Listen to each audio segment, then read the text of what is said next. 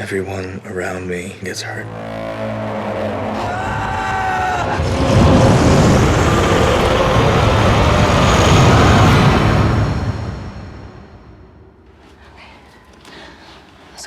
Let's get a nice over, you know? Start to see like where it'll be like intense. You can move and stuff. Yes. Is this good? Is this good framing? You're the director. Yeah.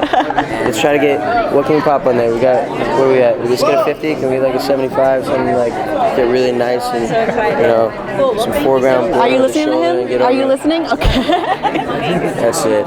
This is ridiculous. Are we wrong? Do you feel like more included now? A little bit.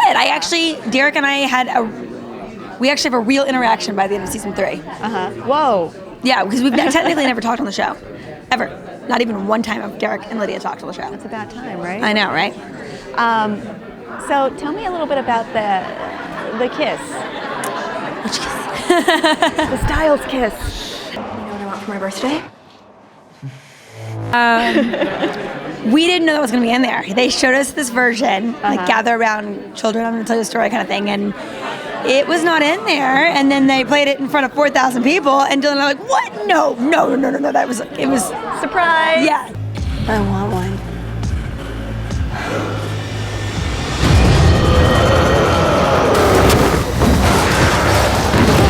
Don't you realize what you're dealing with? The fan response to your character has been crazy. Like, you're the darling of Tumblr. How does that feel?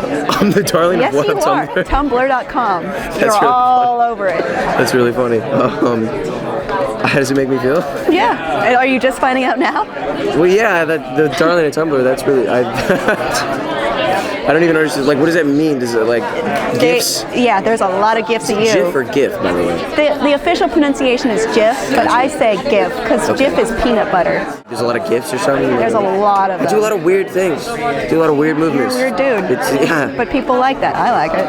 I'm just saying. I don't get it. I think people are really intrigued, of the plot line. particularly by your character changing so much and trying to figure out who she is. Who, what, where, why, how, yes, when. all those W's and that H. Yeah. I know. I'm such a little locked key. That's what I've said in the past, that Lydia was the hatch from Lost, because she's this just bag of mystery, but there is a method and a logic to her mystery. You're playing his game. You want to fight?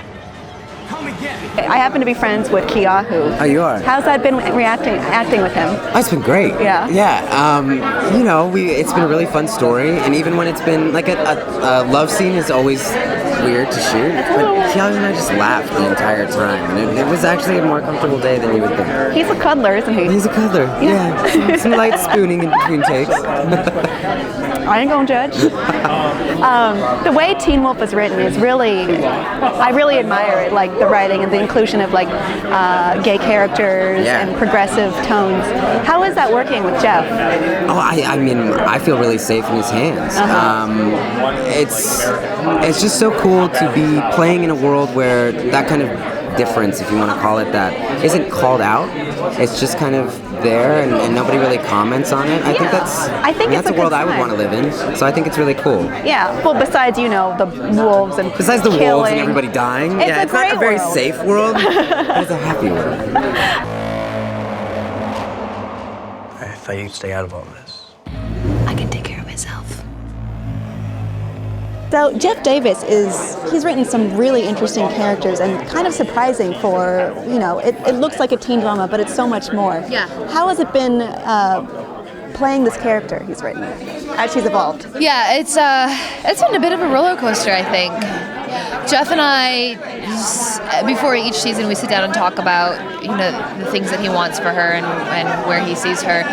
And he's really adamant about writing strong female characters because there aren't that many. Yeah, it's important. It is really important, and I think especially for the demographic we have, because they're so impressionable, that he really wants to make her a role model. So I think it's interesting the things he writes and the way he kind of, you know, brings her back up, which is necessary because she's had some lows. It's fun though.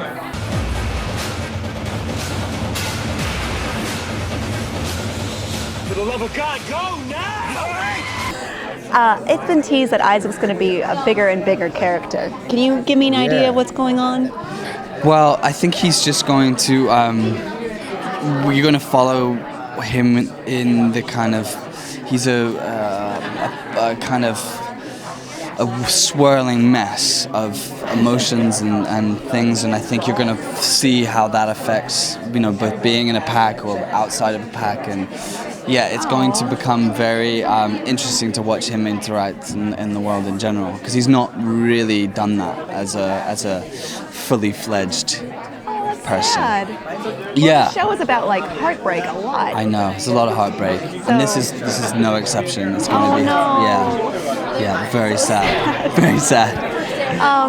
So I'm not asking if your character is going to die, but if he were to die, how would you like that to happen? I